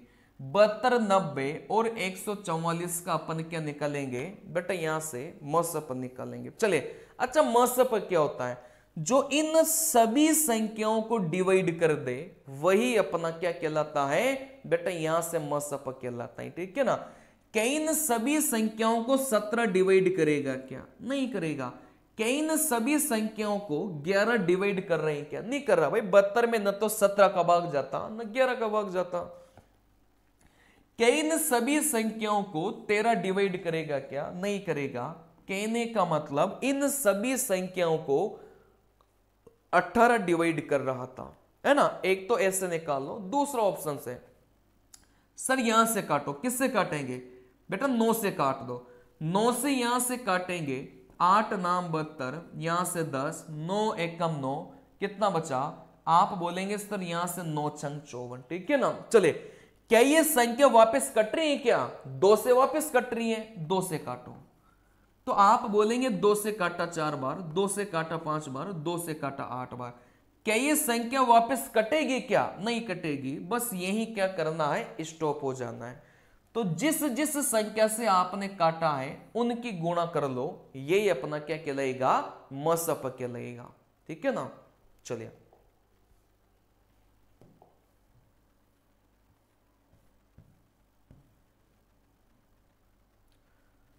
देखो यहां से अगला सवाल। एक लड़के को एल्यूमिनियम की 3 छड़ें दी गई जिनकी लंबाइयां 44, 22 और 55 है। उसे उन छड़ों को समान लंबाई की छड़ों में इस प्रकार काटना है जिससे एल्यूमिनियम का कुछ भी भाग शेष न बच पाए। इस प्रकार बनी छड़ की अधिकतम लंबाई सवाल में यहां से क्या पूछ लिया बेटा, अधिकतम लंबाई पूछ लिया। कहने का मतलब आपको क्या निकालना था, मसप आपको निकालना था, ठीक है ना। तीनों संख्या का मसप, ऐसी संख्या बताओ जो तीनों को डिवाइड कर रही हो, वैसे ही दिख रहा था सर ऐसी संख्या 11 है जो तीनों को ही डिवाइड कर रही थी। तो यहां से इनका मसप कितना हो जाएगा बेटा, यहां से 11 निकल के आ जाएगा, ठीक है ना। चलिए अगला कॉन्सेप्ट सुनिए।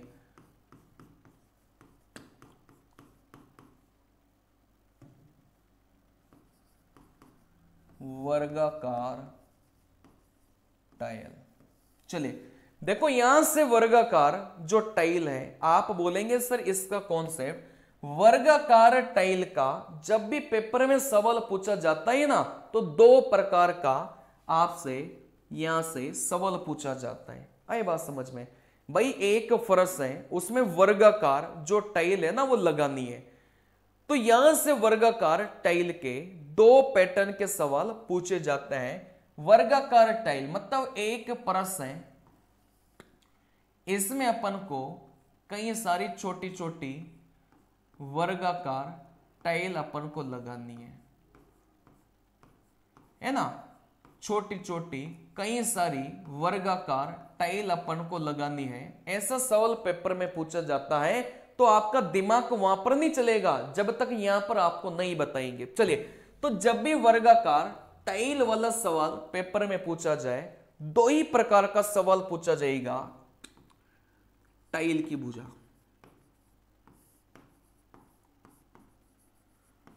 टाइल की भुजा जब भी आपसे पूछा जाए तो हमेशा आप लोग क्या निकालेंगे, हमेशा आप लोग मसप निकालेंगे। सिंपल सी कहानी है, ठीक है ना। चलिए दूसरा सवाल आपसे पूछा जाएगा टाइलों की संख्या। जब भी सवाल में टाइलों की संख्या आपसे पूछा जाए, आपको देखो क्या करना है, लंबाई और चौड़ाई को आपको गुणा करना है। नीचे आपको क्या करना है, मसप को मेरे प्यारे बच्चों कितनी बार गुणा करना है, आपको 2 बार गुणा करना है, ठीक है ना। चलिए हमेशा आपको इन दोनों बातों को ध्यान रखना है, ये परीक्षा में पूछे जाते हैं दोनों सवाल। सवाल में जब भी टाइल की भुजा की लंबाई आपसे पूछा जाए, सीधा मसप निकाल लो। टाइलों की संख्या आपसे पूछा जाए, लंबाई को चौड़ाई से गुणा करो बटे में मसप गुणा मसप, मसप को 2 बार गुणा कर लो, ठीक है ना। चलिए मैं आपको वो चीजें सिखा रहा हूं, बिल्कुल क्रीम क्रीम वाली, बिल्कुल क्रीम क्रीम वाली चीजें सिखा रहा हूं। यहां से सटीक बिल्कुल पेपर में सवाल बनेंगे। चलिए सवाल अपना क्या है, वो बड़ी से बड़ी संभव लंबाई ज्ञात कीजिए जिसका उपयोग है ना 7 metre, 3 metre 85 centimetre, 12 metre 95 centimetre लंबाइयों को सटीक रूप से मापने के लिए किया जा सकता है। पहले तो बड़े से बड़ा आ गया, तो आप यहां से क्या निकाल देंगे बेटा, मसप निकाल देंगे।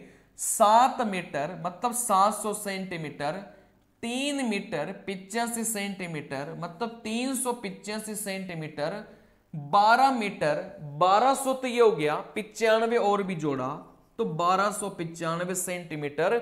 इन सभी का मसप जैसे आप लोग निकालेंगे उत्तर निकल के जाएगा। ये आपका होमवर्क है, इसको आप लोग करिएगा, ठीक है ना। चलिए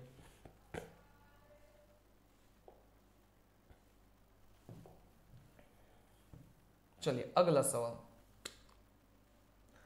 देखो मेरे प्यारे बच्चों, अगले सवाल में क्या बोला गया था, 12 मीटर लंबे और 8 मीटर चौड़े एक कमरे का फर्श।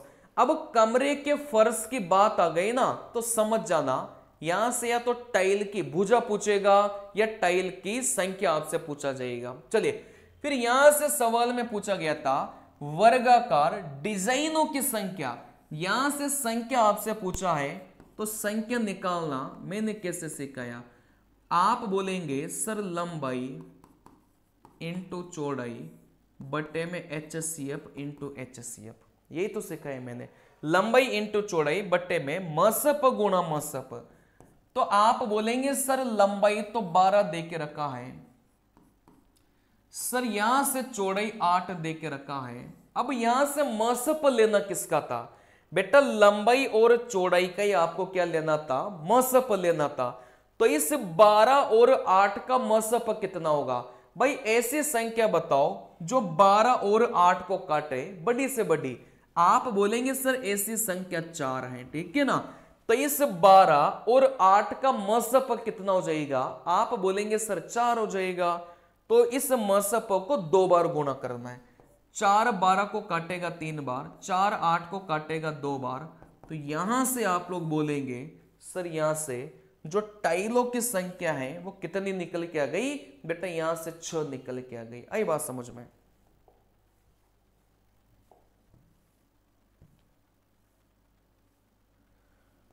चलिए देखो यहां से अगला सवाल, एक होल के फर्श की लंबाई 16 मीटर और चौड़ाई 12 मीटर है, जिस पर वर्गाकार टाइल लगाने जाने हैं।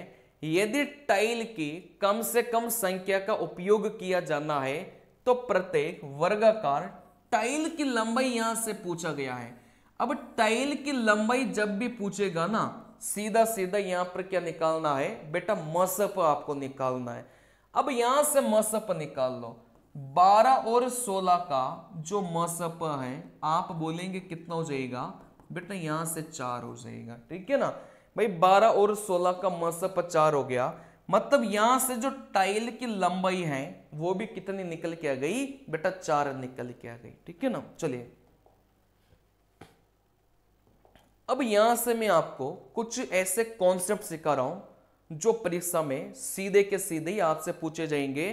टाइम कितना होगा एक बार देख लेते हैं। चलिए हाँ, लंबी क्लास हो जाएगी, बहुत ज्यादा नहीं खींचेंगे, लेकिन कुछ ऐसे नियम में सिखा रहा हूं जो आपको याद होने चाहिए सवाल का उत्तर निकालने के लिए।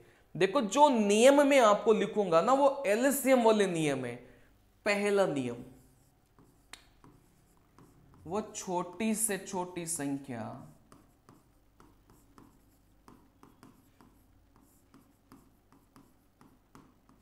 चलिए तो यहां से अपन सीधा का सीधा सवाल में क्या निकालेंगे बेटा, एलसीएम निकालेंगे। या फिर यहां से बोलेगा वो छोटी से छोटी संख्या, फिर यहां से शेष फल के बारे में बोलेगा कोई शेष ना बचे, कोई भी शेष ना बचे। इसी बात को वो ऐसे भी बोल सकता है कि पूर्णतया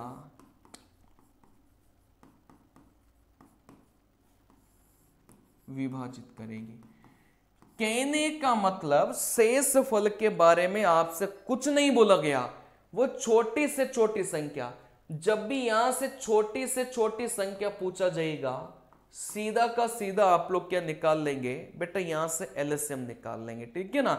कोई भी शेषफल नहीं बचे, पूर्णतया विभाजित करेगा, तो यहां से क्या निकाल लेंगे बेटा, एलसीएम निकाल लेंगे, ठीक है ना। चलिए फिर यहां से अगला जो सवाल आपसे पूछा जाता है वो छोटी से छोटी संख्या।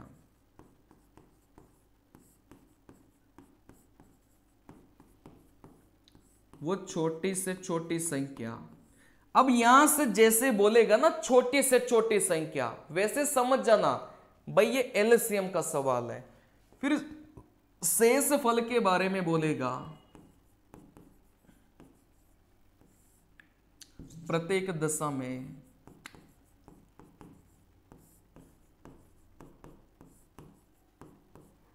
चार शेष बचे। जैसे वो बोलेगा कि प्रत्येक दशा में 4 शेष बचे, अब ये 4 तो मैंने लिखा है, 4 की जगह हो सके 5 बोल दे, हो सके 6 बोल दे, हो सके 7 बोल दे, ठीक है ना। लेकिन वो शेष फल में कोई ना कोई नंबर देगा, लेकिन एक ही नंबर देगा आपको। तो ऐसे सवालों का आंसर क्या होगा, सबसे पहले तो छोटी से छोटी, तो आप बोलेंगे सर एलसीएम का सवाल था। अगर यहां से सवाल में एक ही शेषफल देता है तो उस शेषफल को अपन को क्या करना है बेटा, जोड़ना है। मतलब इस सवाल का उत्तर क्या होगा, एलसीएम प्लस में 4 होगा, ठीक है ना। सबसे पहले छोटी से छोटी बेटा एलसीएम का सवाल है, पूरे सवाल में एक ही शेषफल देता है तो उस शेषफल को अपन को क्या करना है बेटा, जोड़ देना है बस, ठीक है ना। तीसरा पैटर्न यहां से पूछा जाता है वह छोटी से छोटी संख्या। वो छोटी से छोटी संख्या, तो आप समझ जाएंगे सर किसका सवाल है, एलसीएम का सवाल है। लेकिन फिर यहां से शेष फल के बारे में अपन को बोलेगा क्रमशः 3, 4, 5 शेष बचे। अब यहां पर मैंने 3, 4, 5 लिख दिया, लेकिन यहां पर कुछ भी आ सकता है, ठीक है ना। यहां पर कुछ भी आ सकता है, 5, 6, 7 भी आ सकता है, 7, 8, 9 भी आ सकता है, 1, 2, 3 भी आ सकता है। तो आप यहां से बोलेंगे सर यहां से उत्तर कैसे निकलेगा, भाई छोटी से छोटी एलसीएम तो लिखना है ही। चलिए फिर यहां से अपन बोलेंगे सर इस बार माइनस करेंगे, किसको माइनस करेंगे बेटा, यहां से अंतर को माइनस करेंगे।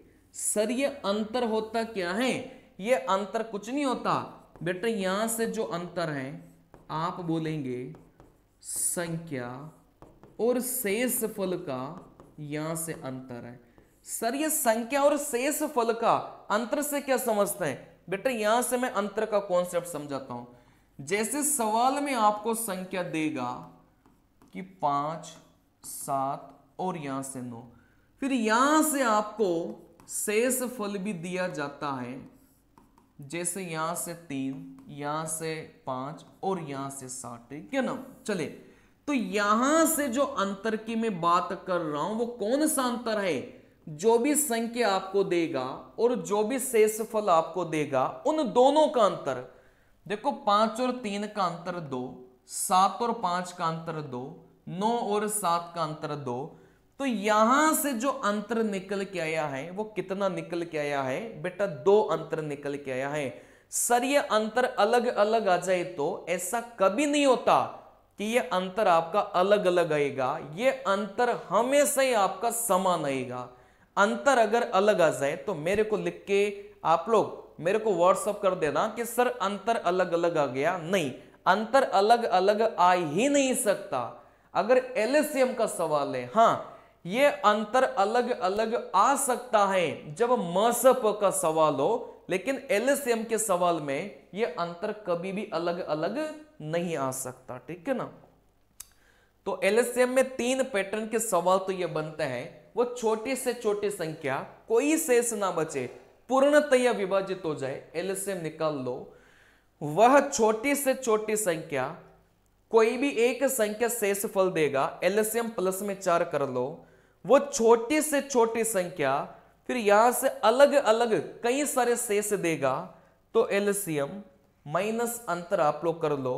और सर ये अंतर क्या होता है, संख्या और शेष फल को आपस में घटाएंगे, यहां से क्या निकलेगा बेटा, अंतर निकलेगा। आई बात समझ में। चलिए सर यहां से यही सवाल अगर मसप के लिए पूछे जाए तो फिर क्या करना है।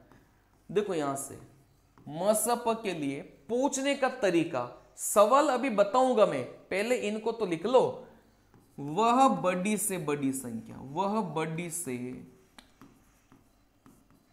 बड़ी संख्या।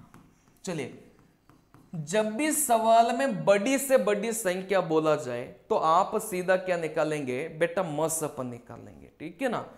दूसरा पैटर्न का सवाल, वह बड़ी से बड़ी संख्या, वो बड़ी से बड़ी संख्या फिर शेष फल आपको देगा कुछ ना कुछ, जैसे शेष फल 5 बचे, ठीक है ना। कोई भी एक शेष फल आपको दिया जाएगा तो आपको क्या करना है बेटा, सबसे पहले संख्या में से आप लोग क्या करेंगे, शेष फल को माइनस करेंगे। जो भी संख्या आपको दे के रखेगा उसमें से शेष फल को माइनस करेंगे, फिर आपको क्या निकालना है, फिर आपको मसप निकालना है। जैसे यहां से संख्या आपको 20,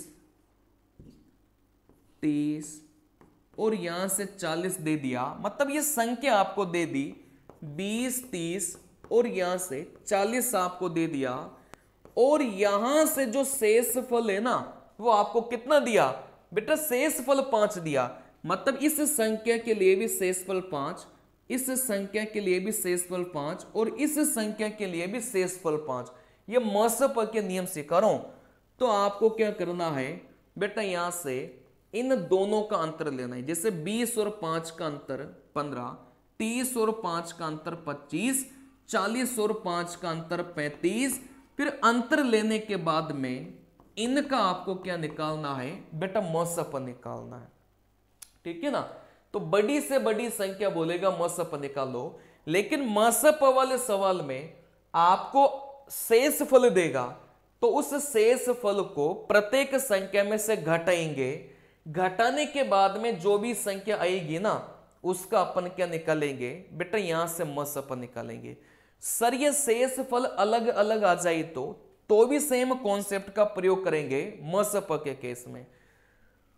जैसे यहां से मसप वाले सवाल में अलग अलग शेष आ जाए तो यहां से कुछ नहीं करना। जैसे संख्या वो बोलेगा भाई 30, 35 और 45, फिर यहां से आपको शेषफल अलग अलग देगा। जैसे 30 के लिए 5 शेष दे दिया, 35 के लिए 10 शेष दे दिया, 45 के लिए 15 शेष दे दिया। तो आपको कुछ नहीं करना, घटाना है बस। 30 में से 5 को घटाएंगे, यहां से 25, 35 में से 10 को घटाएंगे, यहां से 25, 45 में से 15 को घटाएंगे, यहां से 30। घटाने के बाद में जो संख्या मिलेगी उसका आपको क्या निकालना है बेटा, मसप निकालना है। ये मसप के नियम सिखा रहा हूं मैं, इनको रट लो, डायरेक्ट सवाल पूछे जाते हैं। एलसीएम के नियम में सिखा चुका हूं, ये मसप के नियम में सिखा रहा हूं। बड़ी से बड़ी शेषफल के बारे में कुछ नहीं बोला जाए, एचसीएफ निकाल लो। लेकिन अगर शेषफल के बारे में कुछ भी बोला जाए तो उस शेषफल को घटा लो सबसे पहले, फिर उसके बाद में अपन को क्या लेना है, मसप लेना है। ठीक है ना। चले अब यहां से चौथे पैटर्न का जो सवाल है कौन सा, ये मसप के नियम से कर रहा हूं मैं भी, सारे मसप के नियम है। वो बड़ी से बड़ी संख्या, फिर यहां से बोलेगा प्रत्येक दशा में समान शेष बचे। चलिए जैसे वो यहां से बोलेगा कि प्रत्येक दशा में क्या बचना चाहिए बेटा, समान शेष बचना चाहिए। तो ऐसे में अपन को क्या करना है, अंतर का मसप लेना है। बेटा ये अंतर का मसप क्या होता है, जैसे यहां से संख्या अपन को दे दिया, 50 दे दिया, 150 दे दिया और यहां से 200 दे दिया। ठीक है ना। संख्या अपन को दे दिया, फिर अपन से बोला जाए कि प्रत्येक दशा में समान शेष बचे। ये समान शब्द आएगा तो फिर यहां से अंतर का मसप लेना है। सबसे पहले अंतर लो। अंतर कैसे निकालेंगे, आपस में संख्याओं को घटाना है। जैसे सबसे पहले इनको घटाओ, 50 और 150 का अंतर आप बोलेंगे सर 100। फिर इन दोनों को घटाना है, 150 और 200 का अंतर कितना आ जाएगा सर 50। फिर इस पहली और आखिरी को घटाना है, 200 और 50 का जो अंतर है वो यहां से कितना आ जाएगा सर, यहां से 150 आ जाएगा। ठीक है ना। तो यहां से जो अंतर है वो यहां से आ गया। अब इस अंतर का मुझे क्या लेना है बेटा, मसप लेना है। ठीक है ना। अभी नियम याद रख लो, उसके बाद में सवाल अपन करेंगे एक साथ, लाइन से करेंगे। चले अगला पैटर्न हमेशा ध्यान रखना,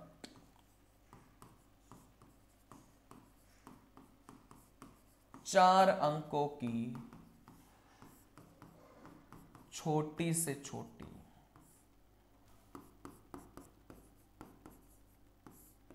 5 अंकों की छोटी से छोटी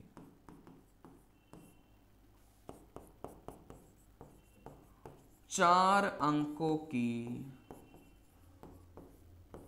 बड़ी से बड़ी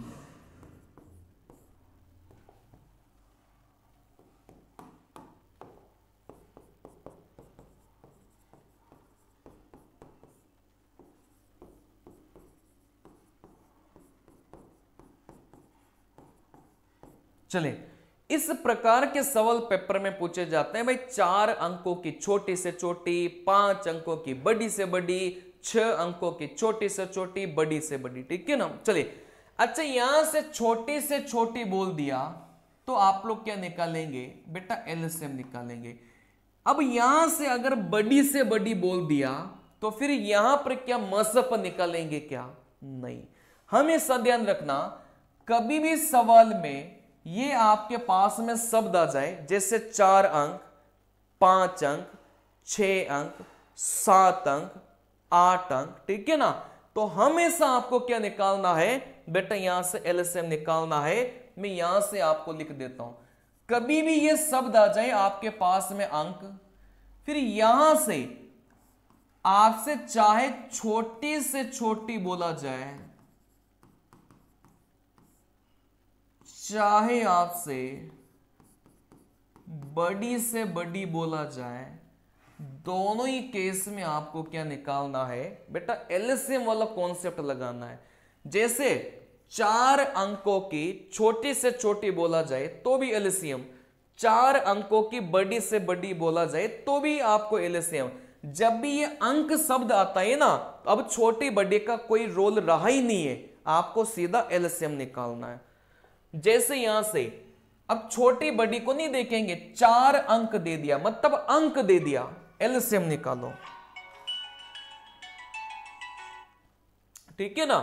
वैसे यहां से अंक दे दिया, आप लोग यहां भी क्या निकालेंगे, एलसीएम निकालेंगे। वैसे यहां पर भी अंक दे दिया, यहां पर भी एलसीएम निकालेंगे।